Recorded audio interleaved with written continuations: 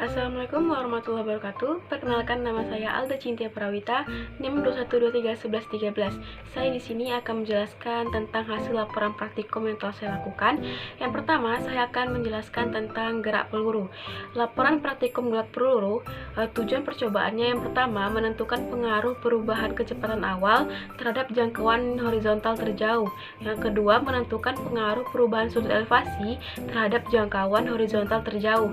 Yang ketiga, menentukan pengaruh ukuran peluru terhadap jangkauan horizontal lintasan terjauh. Dan yang keempat, mempresentasikan laporan hasil analisis terkait percobaan gerak peluru. Yang kedua yaitu kompetensi. Mahasiswa mampu menentukan pengaruh perubahan kecepatan awal, sudut elevasi, dan ukuran peluru terhadap jangkauan horizontal terjauh, serta mengolah data hasil pengukuran menggunakan angka berarti. Nah, yang ketiga ini adalah teori. Gerakan peluru, sebuah peluru dipengaruhi oleh percepatan gravitasi G dengan arah vertikal ke bawah. Pada arah horizontal percepatannya sama dengan 0. Misalnya, sebuah peluru ditembakkan dengan kecepatan 0 atau di kecepatan awal V0 dengan arah membentuk sudut elevasi theta terhadap garis horizontal. Lintasan peluru dapat dilihat dari gambar 1, di mana Y maksimal dan R berturut-turut adalah titik tertinggi dan titik terjauh yang dapat dicapai oleh peluru, sesuai dengan gambar yang telah saya tunjukkan.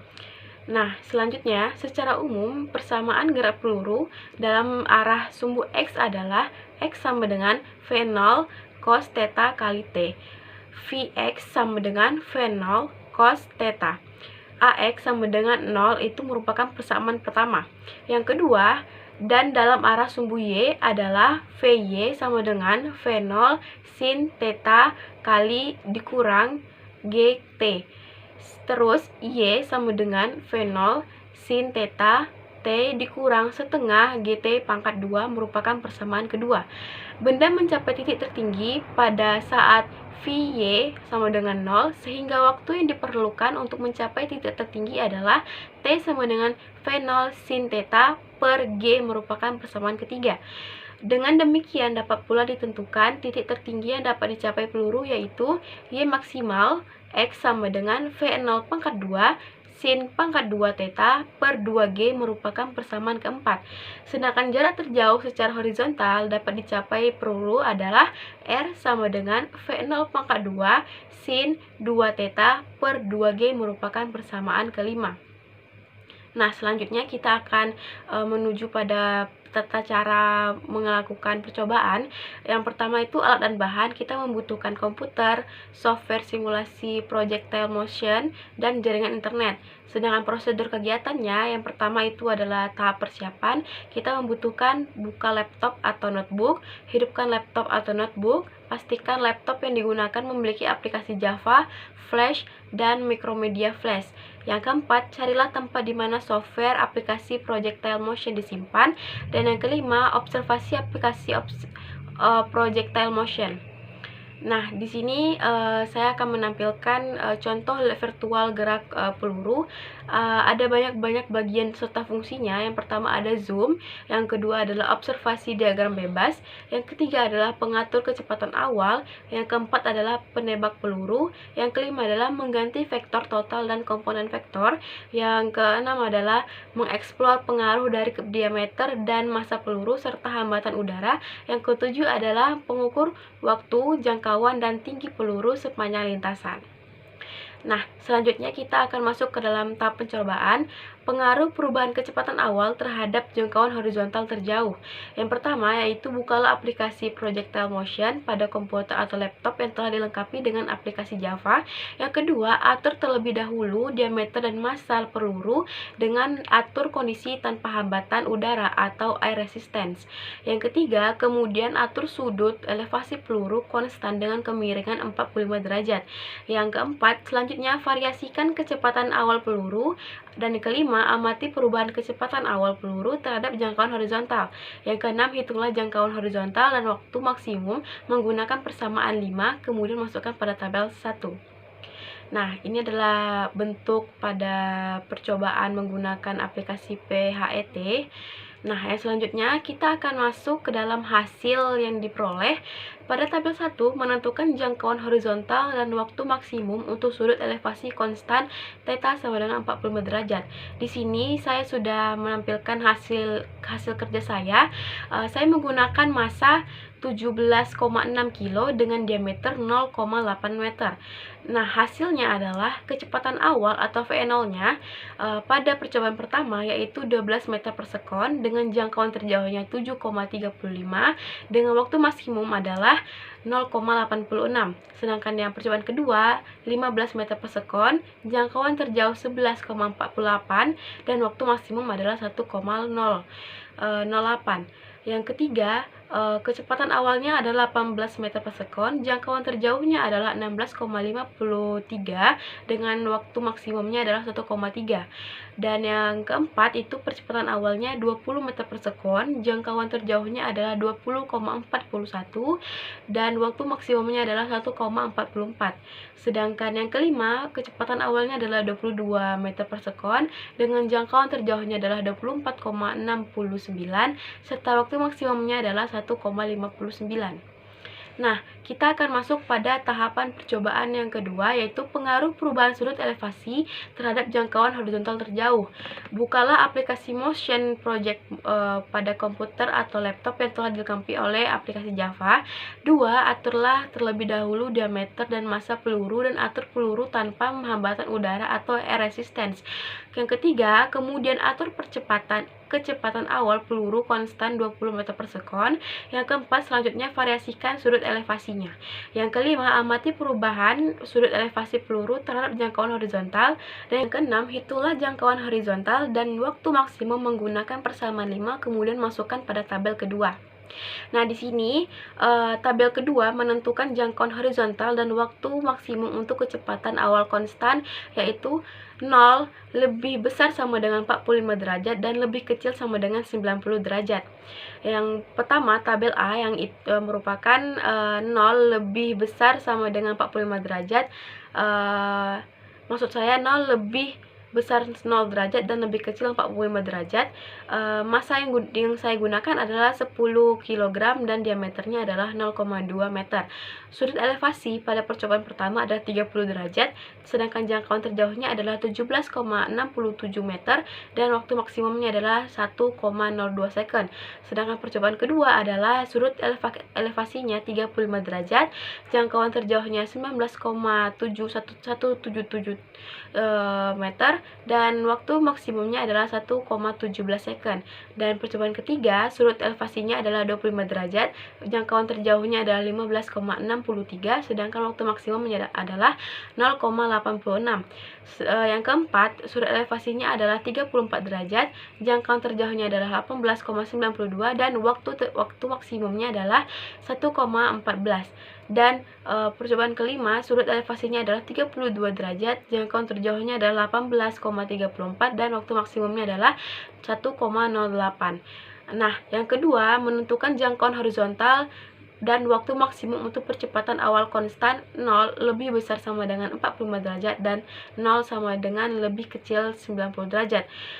Saya menggunakan massa yaitu 10 kilo dan diameter 0,2 meter dan sudut elevasinya pada percobaan pertama yaitu 50 derajat dengan jangkauan terjauhnya adalah 20,1 meter dan waktu maksimumnya adalah 1,56.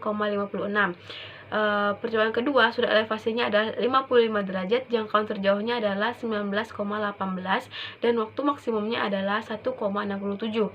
Yang ketiga, itu sudut elevasinya adalah 7,76 derajat, jangkauan terjauhnya adalah 9,58, sedangkan waktunya adalah 1,89.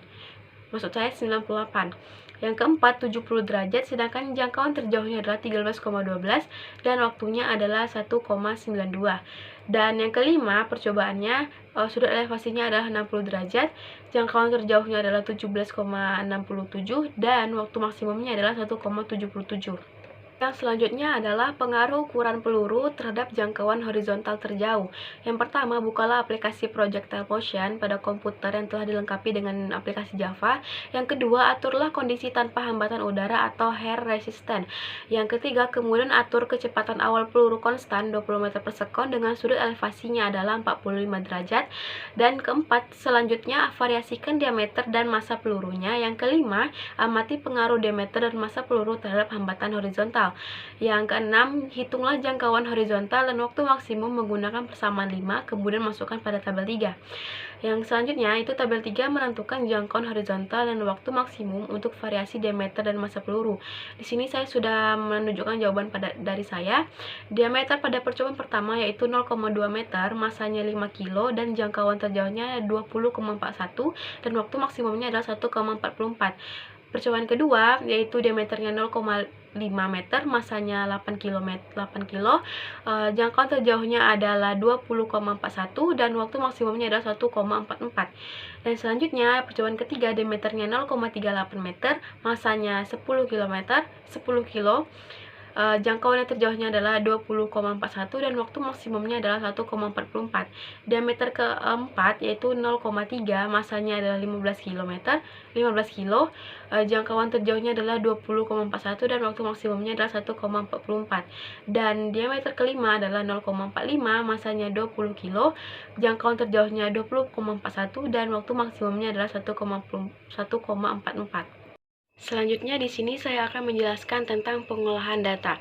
Soal yang pertama, hitunglah komponen vektor dan resonan vektor untuk setiap jangkauan terjauh yang diperoleh oleh tabel 1. Saya di sini telah menjawab pertanyaan tersebut. Yang pertama itu adalah komponen vektor, baik X1 dan Y1 hasilnya sama-sama 50,2, X2 dan Y2 hasilnya sama 8,12, X3, Y3 hasilnya sama yaitu 11,69 dan X4, Y4 hasilnya sama yaitu 14,43 dan X5 dan Y5 hasilnya sama yaitu 17,64. Maksud saya 46. Dan yang kedua yaitu resultan vektor. R1 hasilnya 7,35, R2 hasilnya 11,48, R3 hasilnya 16,53, R4 hasilnya 20,41, dan R5 hasilnya 24,69. Dan soal yang kedua yaitu hitunglah tinggi maksimum yang dicapai peluru untuk setiap kondisi pada tabel 2A dan 2B, bandingkan hasil yang diperoleh dari kedua kondisi tersebut. Saya sudah menunjukkan jawaban saya, yaitu pada tabel 2A, sudut 30 derajat hasilnya itu 5,1 meter, sudut 35 derajat hasilnya 6,71 meter, dan hasil 25 derajat hasilnya 3,65 meter, dan sudut 34 derajat hasilnya 6,38 meter, dan hasil 32 derajat hasilnya yaitu 5,73.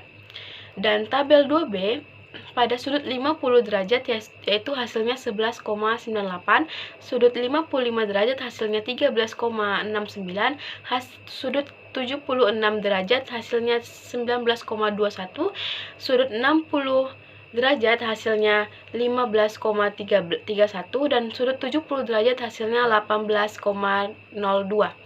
Nah, perbandingan antara tabel A dan tabel B hasilnya adalah hasil yang diperoleh pada tabel B lebih besar dikarenakan sudut elevasinya lebih besar, yaitu 50 derajat, 55 derajat, 76 derajat, 60 derajat, dan 70 derajat. Selanjutnya yaitu soal nomor 3, hitunglah tinggi maksimum yang dicapai peluru untuk data tabel 3 dan bandingkan hasil setiap pengukuran. Hasil tinggi maksimum pada sudut 45 derajat yaitu 10,12, sama halnya dengan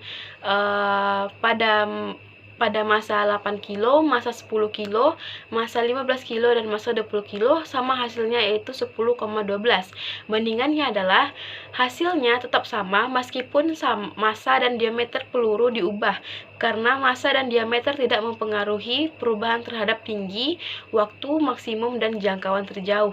Jadi hasilnya sama-sama 10,2. Yang selanjutnya, saya di sini akan menjelaskan tentang tugas akhir. Soal yang pertama, kemukakan pendapat saudara tentang pengaruh perubahan kecepatan awal peluru terhadap jangkauan horizontal dan tinggi maksimum yang dicapai benda. Tuliskan kesimpulan Anda dalam kondisi tersebut. Jawaban dari saya adalah, dari hasil percobaan, kesimpulan yang dapat saya sampaikan adalah ketika menambah variasi kecepatan awal, maka hasilnya akan berbeda setiap pengukuran. Semakin menambah kecepatan awal, maka semakin besar pula hasil yang diperoleh pada jangkauan terjauh dan tinggi maksimum. Semakin mengurangi kecepatan awal, maka variasi kecepatan awal hasilnya juga akan berkurang pada jangkauan terjauh dan tinggi maksimum. Jadi kecepatan awal sangat mempengaruhi percobaan hasil jangkauan terjauh dan tinggi maksimum. Yang kedua, kemukakan pendapat saudara tentang pengaruh perubahan sudut elevasi peluru terhadap jangkauan horizontal dan tinggi maksimum yang dicapai benda sebesar sudut lebih besar 0 derajat dan lebih kecil 45 derajat dan lebih besar 45 derajat dan lebih kecil 90 derajat. Tuliskan kesimpulan saudara untuk kondisi tersebut.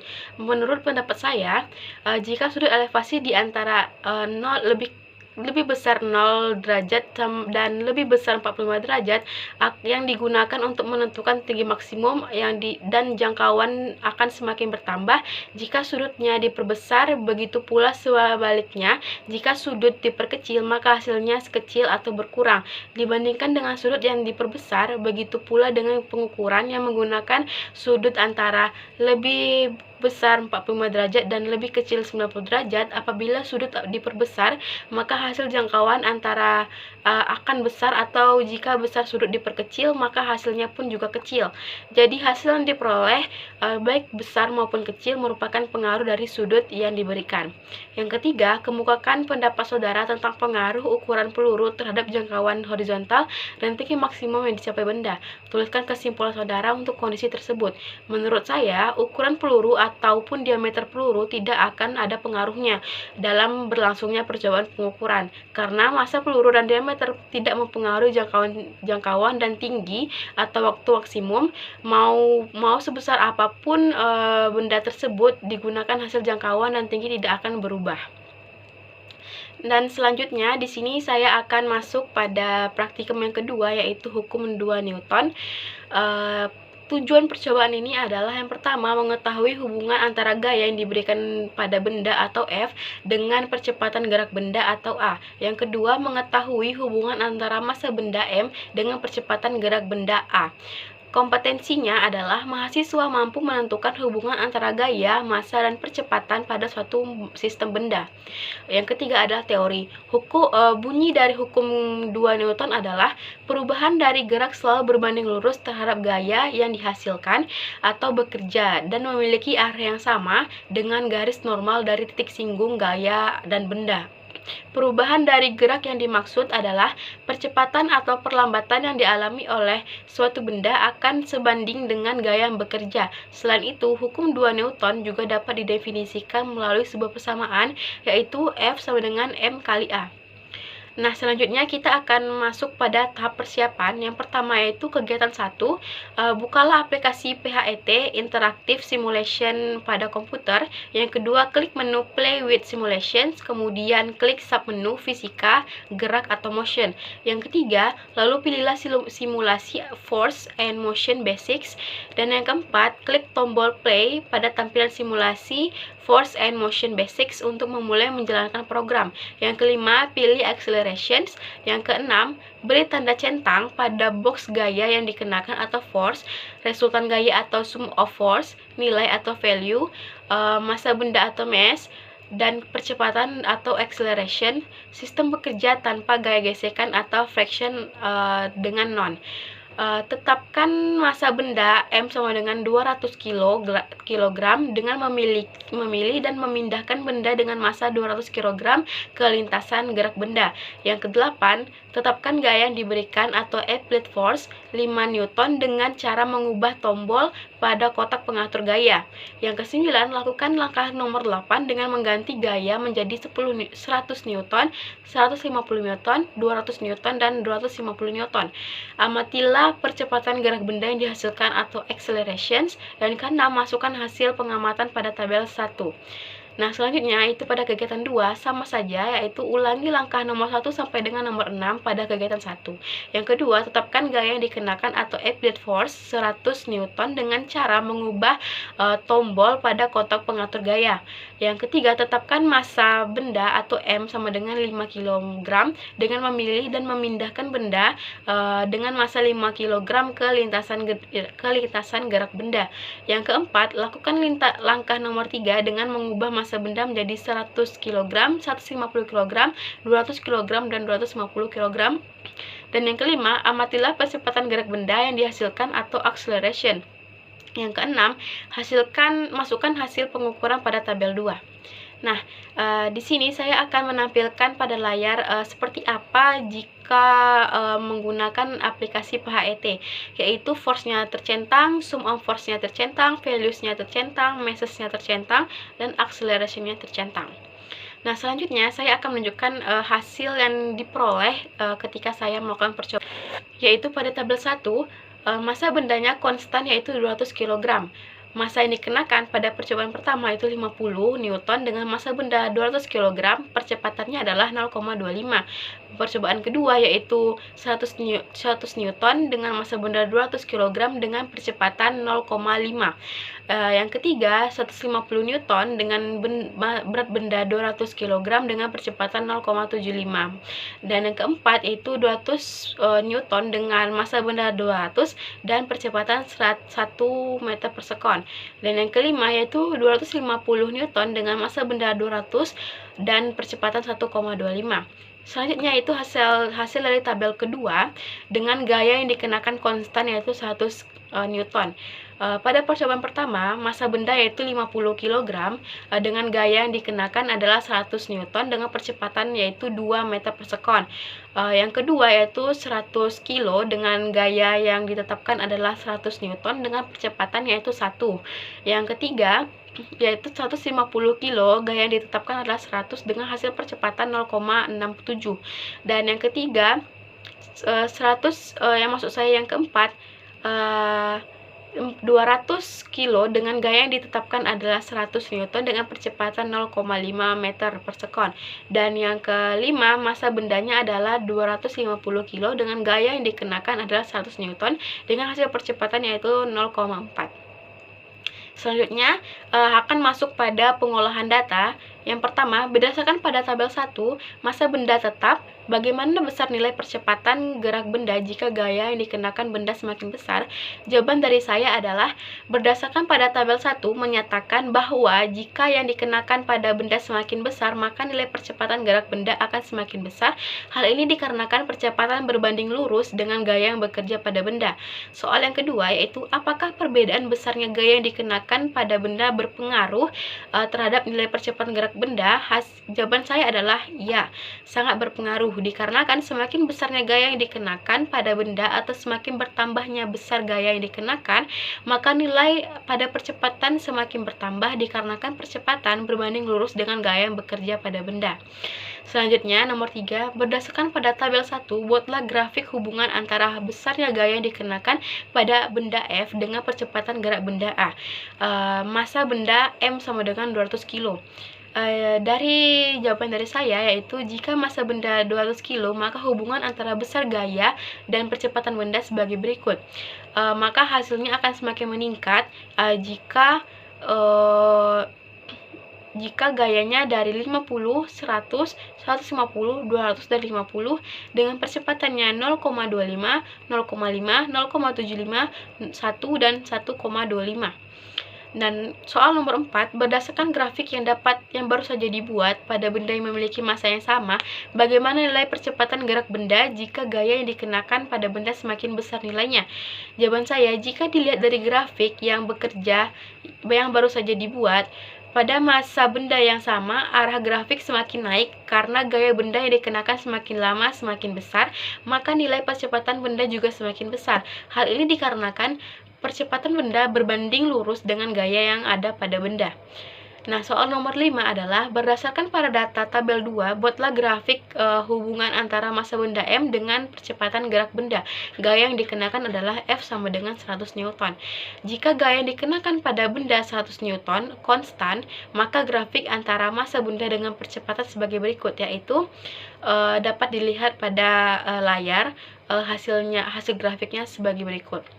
Nah, yang keenam yaitu berdasarkan grafik yang baru saja dibuat pada benda yang dikenakan gaya yang besarnya sama, bagaimana nilai percepatan gerak benda jika massa benda semakin besar?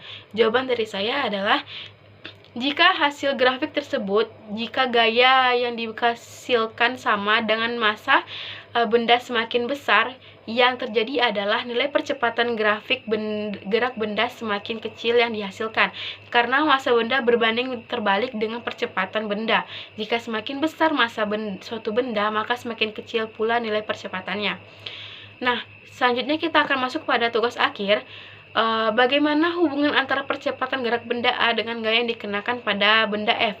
Jawaban dari saya adalah F sama dengan M kali A atau A sama dengan F kali M. Jika hubungannya adalah jika gaya yang dikerjakan pada suatu benda lebih besar, maka percepatan benda tersebut juga semakin besar. Besarnya gaya berbanding lurus dengan besarnya percepatan. Nomor 2, bagaimana hubungan antara percepatan gerak benda A dengan massa benda M? Jawabannya F sama dengan M kali A atau M sama dengan F kali A. Jadi, semakin besar massa benda, maka gaya yang dikerjakan juga harus semakin besar. Besarnya gaya berbanding lurus dengan massa benda dan massa berbanding terbalik dengan nilai percepatan. Semakin besar massa benda, maka semakin kecil pula nilai percepatan dan begitu pula sebaliknya. Dan yang ketiga, jika percepatan gerak benda dinyatakan sebagai A dan gaya dikenakan pada benda F dan massa benda sebagai M, buatlah hubungan antara ketiga besaran tersebut dalam persamaan matematika. Jawaban dari saya, jika resultan gaya yang bekerja pada suatu benda, maka akan dihasilkan suatu percepatan dalam arah yang sama dengan resultan gaya. Berdasarkan percepatan tersebut, berbanding lurus terhadap gaya dan berbanding terbalik terhadap massa bendanya. Dinyatakan persamaan matematikanya adalah A sigma F sama per M atau sigma F sama dengan M kali A. Keterangannya, sigma F adalah resultan gaya dengan satuan Newton, M adalah massa dengan satuannya kilogram, dengan A percepatan dengan satuannya meter per sekon. Nomor 4, pada sebuah benda yang memiliki massa 200 kg, berapakah percepatan gaya yang jika benda tersebut didorong oleh gaya 300 Newton? Jawabannya adalah sesuai pada gambar, M sama dengan 200 kg, F sama dengan 300 Newton, dan A adalah A sama dengan F per M sama dengan 300 per 200 sama dengan 1,5 meter persegi. Dan jawaban dari saya, jika ada salah kata saya mohon maaf. Saya akhiri. Wassalamualaikum warahmatullahi wabarakatuh.